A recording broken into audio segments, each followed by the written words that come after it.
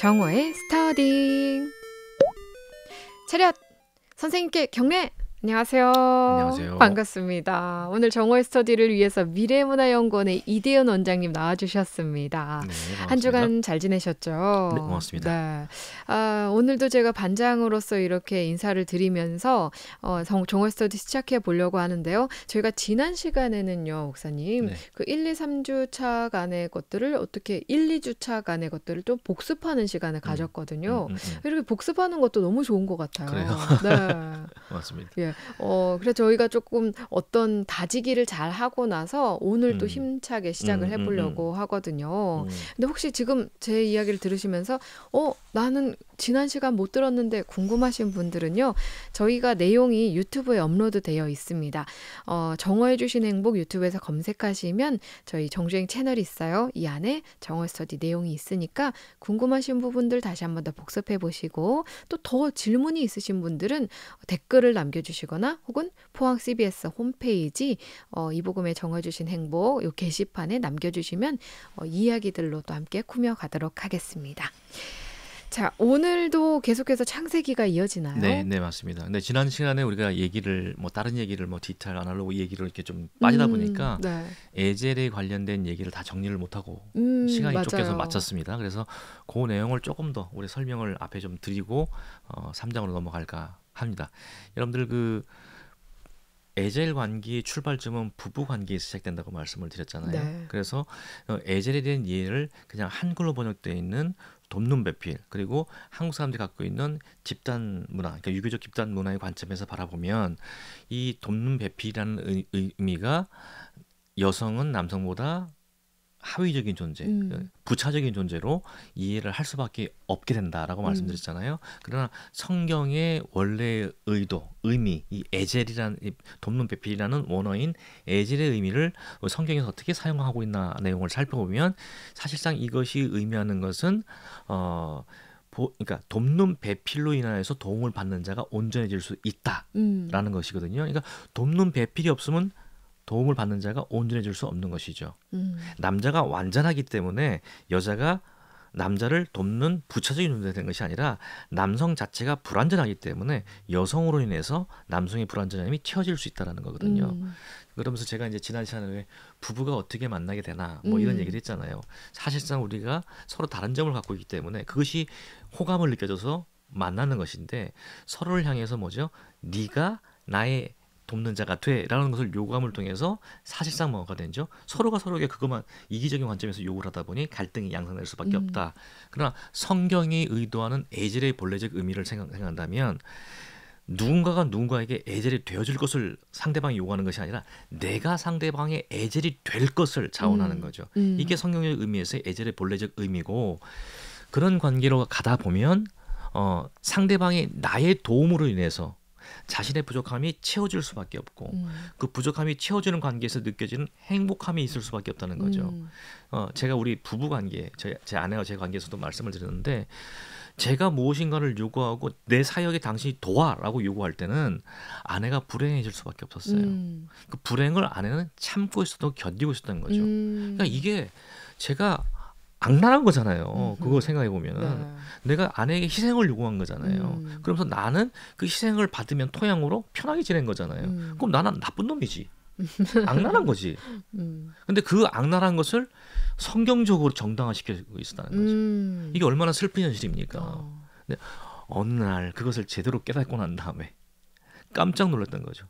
그러니까 여러분들 우리의 렌즈로 성경을 해석하는 것이 아니라 성경의 렌즈로 우리를 바꿔야 돼요. 그러니까 저는 그 생각은 늘 갖고 있었기 때문에 그것이 옳다는 생각도 갖고 있었기 때문에 성경이 의도하고 있는 에젤의 의미를 깨닫게 되는 순간 그동안 제가 아내에게 대해 요구했던 이 관점이 얼마나 잘못된 것인지를 깨닫게 된 거죠. 사과를 깊이 하셨겠네요. 아내한테 미안하다는 얘기를 한 건 아니에요. 그거보다 더 중요한 건 뭐냐면 내 태도가 바뀌는 거죠. 그래서 제 행동이나 생각이나 이런 것들을 바꾸기 시작했어요. 여전히 아내는 1년 전, 2년 전, 10년 전, 20년 전 아내하고 똑같습니다. 부족한 게 있어요. 근데 저는 그 부족한 것을 탓하거나 나무라는 것이 아니고 그리고 아내가 갖고 있는 장점으로 나를 위해 희생할 것을 요구하는 것이 아니라 아내가 갖고 있는 장점을 귀하게 생각하고 아내가 갖고 있는 부족한 점을 제가 할 수 있는 제가 갖고 있는 강점으로 채워주려고 노력하기 시작한 거예요. 이것이 이제 3개월 지나 6개월 지나면서 아내 얼굴에 미소가 뜨기 시작했고 저를 대하는 아내의 태도가 이게 좀 굳어 있거나 혹은 뭐 제가 뭐 애교를 부리거나 저희 부부 관계에서는 애교 부리는 사람 저고요. 아내는 좀 그런 어머, 피해가 아니거든요. 의외네요. 의외죠. 네. 그 저희 아이들이 하는 말이 있어요. 이 모습을 딴 사람이 봐야 돼. 네. 근데 저는 절대로 그건 남한테 보여주는 건 아니고. 근데 그렇게 제가 하더라도 아내는 뭐예요? 제게 받은 상처가 있고 제가 평상시 나는 기본 태도가 있잖아요. 그러니까 그냥 미소 짓고 반응은 하지만 마음에는 치유되지 않은 상처가 있는 거예요. 그러니까 제가 이제 태도가 바뀌고 제가 아내의 애질이 되고자 하려고 노력을 하는 그 모습 속에서 아내가 그 진정성을 보기 시작하면서 그 마음에 있는 상처가 조금씩 치유되기 시작하는 거예요. 그러니까 뭐랄까 저를 대하는 태도가 조금씩 바뀌고 얼굴에 미소가 피어나고 하는 이런 일상적인 삶의 모습들이 바뀌는 거예요. 그러니까 행복해지는 거죠. 그러니까 제가 그 아내의 행복함을 보면서 저 또한 행복해지는 거예요. 그러면서 느끼는 거. 이게 돕는 배필이 갖는 기쁨이구나. 이게 그러니까 내가 아내의 돕는 배필이 되니까 이 기쁨이 오는 거예요. 자, 요거는 이제 제가 우리 부부 관계잖아요. 네. 이 부부 관계를 갖다가 우리가 창세기 1장에 나오는 창조의 목적에 한번 비교를 해보는 거예요. 대조해 보는 거죠. 하나님께 인간을 창조하신 걸 정복하고 다스리게 하기 위해서. 창세기 2장 15절을 통해서 보면 지키고 경작하게 하기 위해서잖아요. 그러니까 우리를 통해서 세상이 풍요롭고 아름답게 하시기 위해서 우리를 만드신 거잖아요. 창조하신 거잖아요. 그러면 뭐죠? 세상을 향해서 우리가 애절의 태도를 갖는 거예요. 세상에 대해서도. 이렇게 되면 뭐죠? 우리 개인뿐만 아니라 교회가 어떻게 되는 겁니까? 교회가 치유 공동체가 되는 거예요. 세상을 치유하고 회복시키는 공동체가 되는 거예요. 그러니까 세상으로 하여금 교회처럼 되라고 요구하는 것이 아니고요. 세상이 교회를 비난해 올 때 니들이 교회를 알아? 니들이 우리 신앙을 알아? 모르기 때문에 그런 거야. 일단 믿어봐. 이게 아니라 뭐죠? 세상의 아픔과 상처를 치유하는 공동체로 교회가 나서는 거예요. 이것을 그럼을 통해서 어떻게 해요? 사회의 부족. 그러니까 제가 지난주에 말씀드렸을 거예요. 한국의 자살률이 세계 1위다. 네. 특히 젊은이 자살률을 타의 추종을 불허한다. 청소년 자살률 정말 타의 추종을 불허한다. 왜 그런 일들이 발생하는 걸까요? 언젠가 제가 이런 말씀드렸어요. 우리가 모둠 상담소 할 때에 동물 장례식 얘기 나온 적이 있잖아요. 네. 그러면서 왜 사람들이 동물의 인격을 부여하느냐라는 말씀을 드린 적이 있어요. 왜 인격을 부여하죠? 다른 사람과의 관계 속에서 관계로 인한 관계의 충족성을 느끼지 못하는 거예요. 인격적인 충족성을 느끼지 못하기 때문에 그 외에 다른 동물이나 어떤 짐승들에게 그 인격을 부여하고 그것과의 교감을 통해서 그걸 채워나가려고 하는 욕구거든요. 심지어는 뭐죠? 가족 관계 속에서 그래요. 4인 가족이 있어요. 우리 집에서는 그런 우스갯소리가 있잖아요. 서열 1순위가 누구예요? 엄마. 서열 2순위가 뭐예요? 딸. 서열 3순위가 아들. 서열 4순위가 누구예요? 멍멍이. 우리 집 강아지. 서열 5순위가 아빠예요. 이 우스갯소리지만요. 네, 웃을 수만은 없는 얘기예요. 우스갯소리로 나온 거지만 이건 실제 그렇기 때문에 이게 우스갯소리 나오는 거거든요. 이게 무슨 말이냐면 가족들 간에서도 핵가족임에도 불구하고 서로 관계가 단절되어 있는 거예요. 그러니까 아빠하고 관계를 통해서 누리는 행복이 없어요. 내가 강아지하고 관계를 통해 누리는 행복보다 약한 거예요. 그러니까 뭐죠? 아빠의 관계보다 강아지 관계가 나한테 더 친밀해. 이런 관계로 갈 수밖에 없거든요. 이런 속에 느껴지는 외로움, 충족될 수 없는 외로움들이 사람들마다 있는 것이고 아무리 내가 강아지하고 관계를 많이 맺어간다 할지라도 그 강아지에게 내가 학업 문제 갖고 고민 상담하겠어요? 할 수 없죠. 없잖아요. 그럼 누가 하고 해요? 엄마하고요? 엄마가 하면 무슨 소리 듣죠? 이게 어디다 대고 더 열심히 해야지. 응? 아빠한테 말하면 아빠는 그래 네 말도 이겠지만 그렇지만 잘 먹고 잘 살려면 어쩔 수 없지 않니? 이거 돌아오는 게 이 밥밖에 없잖아요. 그러니까 이 자기의 아픔과 상처를 회복할 출구가 없는 거예요. 젊은이들은 마찬가지예요. 그러니까 어떻게 죠 극단적인 외로움에 빠지고 고립감에 빠지고 외로움이 극단화되면 어떻게 됩니까? 우울증 빠지고 이 음, 우울증이 과다하면 나중에 뭐예요? 생명을 놓는 음, 데까지 가는 거거든요. 네, 그러니까 이러한 속에서 가족 간 속에서 부부 간의 애절의 관계 회복하고 가족 간의 관계에서 서로가 서로의 애절해 달라고 노력하고 그 다음에 교회 공동체가 사회의 상처를 치유하는 애절로의 관계로 회복된다면 음, 저는 교회가 그런 의미에서 선교적 공동체가 될 수 있다고 봐요. 음, 그리고 이걸 좀 더 확대해 보면 천지 만물로 확대해 보면 환경과의 관계 속에서도 음. 우리가 환경에 대한 애절로서 원래 우리를 통해서 어떤 일이 하나님의 창조 목적에서 어떤 일이 일어나야 되죠?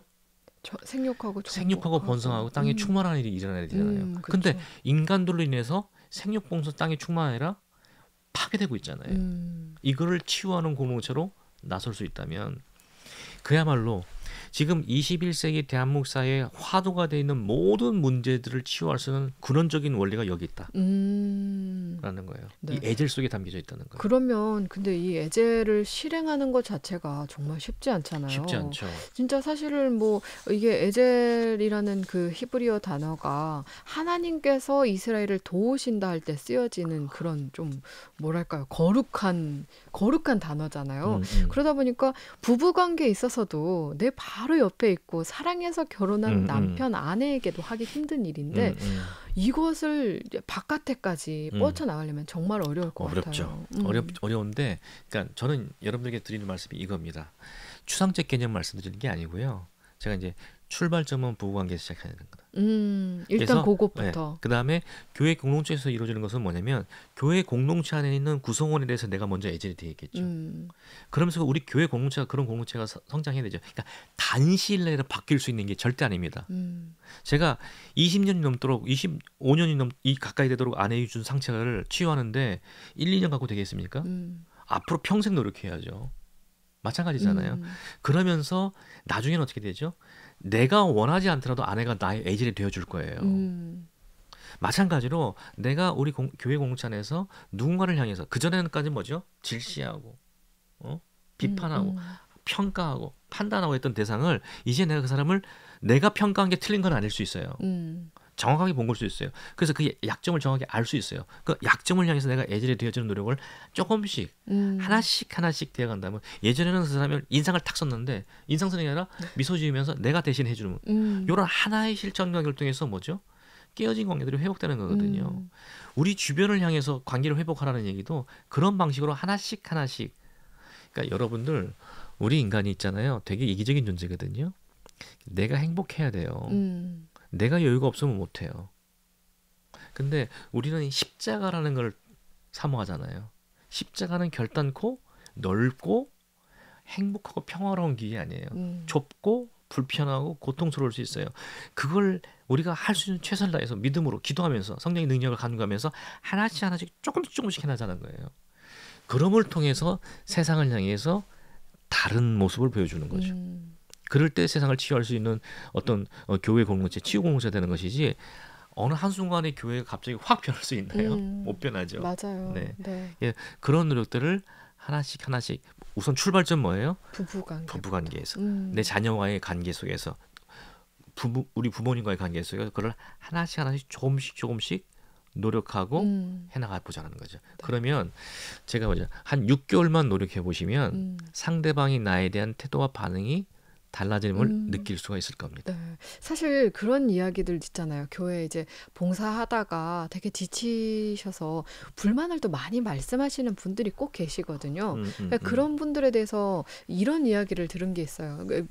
우리 모두에 해당되는 얘기겠지만 교회 안에서나 공동체 안에서 뭔가 부족한 부분이 보이면은 그것에 대해서 뭐라고 불평을 말하는 것이 아니라 그것이 보이는 눈을 주신 하나님께 감사하라고. 그거 좋은 말이네요. 예, 그 남들이 못 보는 그 허점을 본다는 거는 그렇죠. 그게 내가 해야 될 맞아요. 일이라고. 맞아요. 그런 얘기를 듣고 저도 언제부턴가 그 얘기가 마음에 콱 꽂혀서 뭐가 보여? 아, 내가 해야 되는 거구나. 교회 바닥에 쓰레기가 보여? 왜 청소도 안 하고 이게 아니고 아, 내가 주워야 되는 거구나. 이렇게 하나씩 실천하다 보면 아마 에젤을 실천하는 길로 가는 조금 빠른 길이 되지 않을까 생각이 맞아요. 들어요. 이게 사실상이잖아요. 그 불편한 모습이 보이는 거 있잖아요. 음. 그게 내 장점이에요. 그러니까요. 근데 다른 사람은요, 그걸 보지 못하는 게 그 사람의 약점인 거예요. 그러니까 그거를 갖다 보지 못한 사람에게 왜 못 보냐고 요구할 것이 아니라 보이는 내가 하면 되는 거거든요. 내가 한 번 쓰면 되거든요. 한 번 내가 주워서 버리면 되거든요. 그 모습들이 끊임없이 보여줘 봐요. 그러면 상대방이 적어도 미안함을 느끼고 혹은 나를 좋게 보면서 내가 부족한 것을 돕고 채워주려는 관계로 이러면서 뭐죠? 서로 연결되고 연락되어서 교회가 세워져 가는 거거든요. 교회가 건물 안에 같이 들어와 있다가 교회가 되는 게 아니에요. 교회는 관계입니다. 성경에서 말하는 교회는 관계예요. 그러니까 그런 것들을 하나씩 하나씩 세워나가고 실천하는 그런 관계가 됐으면 좋겠다. 그게 성경의 의미하는 에젤의 의미다. 네. 라는 것을 알았으면 좋겠습니다. 그래서 사실 저는 뭐 에젤이라는 이렇게 거창하게 좀 이게 원론적인 이야기를 하시니까 그렇게 이제 들으시는 분들도 한 번 들으면 잘 어려우니까 몇 번 들어도 아 그래 실천해야지 하지만 어렵겠다고 생각하실 수 있거든요. 맞아요. 그래서 저는 조금 쉽게 생각해서 그냥 내 입에서 사람이기 때문에 언제든 불만과 불평이 나올 수 있거든요. 불평, 불만이 나올 때 그거를 다른 방향으로 한 번 더 생각해서 어떻게 하면 하나님이 기뻐하시는 공동체를 만들까? 어떻게 하면 기뻐하시는 방향으로 내가 행동할까를 한 번 더 생각하면 그게 에젤을 실천하는 길이 되지 않을까 싶습니다. 목사님이 그 말씀에 보태서 하나만 더 한 번 더 생각하고 한 번 더 기도하세요. 왜냐하면 맞아요. 궁극적으로 우리가 변화되는 것은 우리의 힘으로 될 수 있는 게 아니라 성령께서 우리를 만져주실 때 변화될 수 있는 거기 때문에 아멘. 사실 그 마음 변하고자 하는 마음을 주신 것도 하나님이시거든요. 그러니까 그 마음을 가지고 하나님께 간구하면서 또 내가 생각을 하면서 움직이면 세상은 바뀔 수 있습니다. 그런 모습으로 노력하는 것이 필요하지 않겠나 생각됩니다. 저도 많이 반성하게 되고 앞으로 그렇게 해야겠다라고 생각이 듭니다. 3장으로 일단 살짝 넘어가 볼까요? 3장에 넘어가서 아주 간단한 내용만 오늘은 언급하고 넘어갈게요. 오늘은요. 3장이 사실은 타락에 관련된 내용이 나오는 중요한 내용들이거든요. 근데 그것은 앞으로 몇 주간에 걸쳐서 우리가 살펴보게 될 겁니다. 그런데 그 전에 우리가 재미있는 주제를 하나 제가 뽑아보려고 그래요. 거기 나오면 사람을 타락하게 만든 계기가 뭐죠? 선악과를 따먹은 거잖아요. 그러니까 선악과에 대한 얘기를 한번 하고 넘어가면 좋을 것 같아요. 자, 오늘은요 시간이 별로 없기 때문에 우리가 이 얘기를 한번 해봤으면 좋겠어요. 하나님께서 사람을 만드시고 그 다음에 뭐 천지를 창조하셔 사람 만드시고 하나님의 창조의 목적에 따라 이 움직여지는 것을 보시면서 생육하고 번성하고 땅에 충만하여지는 이 장면을 보시면서 창세기 1장 31절에 보시기 심히 좋았다라고 말씀하셨잖아요. 그죠? 네. 그런데 선악과가 있어. 인간은 그 선악과를 먹고 타락했어요. 하나님 이 선악과를 누가 만들었죠? 하나님이 만드셨죠. 그래서 이 질문을 드릴까요? 하나님이 선악과를 왜 만드셨을까? 그 생각 해보신 적 있나요? 저는 당연히 해봤는데. 해보셨구나. 네. 목사님 답을 혹시 구하셨나요? 사실 이게 선악과와 에덴 동산에 대해서 논란이 정말 많을 수 있는 이 성경의 딱 그 타락 부분이기 때문에 맞아요. 그런 이야기이긴 한데 결국은 이게 그런 질문을 하실 것 같아요. 제 생각에도 이거를 하나님이 일부러 따먹게 하셨나 뭐 이런 그렇게 미혹하기 위해서 또 이렇게 이렇게죠. 그러니까 우리 기독교인들끼리는 제가 사실 오전에 여기 오기 전에 아내하고 앉아서 이 얘기를 했거든요. 아내가 참 설교도 즐겨 듣고 신앙대로 살려고 노력을 되게 많이 하는 착한 그리스도인이에요. 착한 그리스도 제가 인정할 정도로 착한 그리스도인인데 그래서 제가 이 질문을 했죠. 이 질문을 하니까 당황하죠. 약간 당황하면서 어떤 반응을 보이냐면 그거야 하나님과 우리가 다르고 하나님께서 우리를 사랑하셔서 무슨 이유가 있어서 만드시지 않았을까? 뭐 이런 반응들 해요. 그럼 제가 그때 뭐라고 했냐면 믿지 않는 사람이 당신에게 그 질문을 했을 때 당신이 그렇게 답변했으면 그 사람이 납득할 수 있을까? 우리가 복음을 증거하고 또 신약 성경에 보면은 우리가 누가 언제 우리에게 질문하든지 그 질문에 답변할 준비가 되어 있어야 된다고 성경은 말씀하고 있는데 그 질문을 제기했을 때 만약에 당신이 그런 답변을 한다면 당신의 삶으로 기독교 신앙에 관심을 느꼈어. 그 관심을 느껴서 기독교 신앙을 들여다보니까 선악과 문제가 나오네? 이상한 거야. 아니 하나님이 보시기에 힘이 좋았다고 말했다며. 그래놓고 하나님은 전지전능하시다며. 하나님은 사랑의 하나님이시다며. 그런데 왜 선악과를 만드셨어? 그 선악과는 더군다나 어? 동산 중앙에 놓으셨다며. 동산 중앙이라는 것이 의미하는 상징하는 게 뭐죠? 잘 보이는 천지사방이 어디든지 간에 24시간 7일 24시간 동안 늘 보이는 거야 이거. 그러면 7일 24시간 동안 보여서 유혹받을 수밖에 없는 위치 만들어 놓고 그거 먹었다고 인간을 저주하셔? 세상을 저주하셔? 그게 선한 거 맞아? 그게 정의로운 거야? 그게 사랑이야? 라고 질문해 오면 당신 어떻게 답변하겠냐고 라고 물어본 거죠. 아내가 고심을 하는 거예요. 할 수 있는 답변이 없어요. 그게 저는 사실상 많은 사실 그 기독교의 소위 말하는 안티 크리스찬들 있잖아요. 그러니까 반기독교인들이 있거든요. 요즘은 그런 것들을 잘 모르지만 한동안은 굉장히 인터넷 사이트에서도 시끄럽고 그랬었거든요. 그러니까 이 사람들은 뭐냐면 구약의 하나님은 군주적 신이다 라고 얘기를 해요. 되게 폭력적이다. 그러니까 그 맥락에서 창세기 선악과를 보면 이 질문이 생기는 거예요. 야, 선악과를 애초에 왜 만들었는데? 아니 안 만들었으면 안 먹었을 것이고 안 만들었으면 미혹받지 않았을 텐데 그걸 만들어 놓고 그걸 미혹받았다고 먹었다고 저주를 하는 게 벌을 주는 게 징계하는 게 그게 정당한 거냐. 그러니까 그런 신을 왜 믿냐 라고 공격을 해올 수 있다는 거죠. 그러니까 여러분들 어떻게 답변하시겠습니까?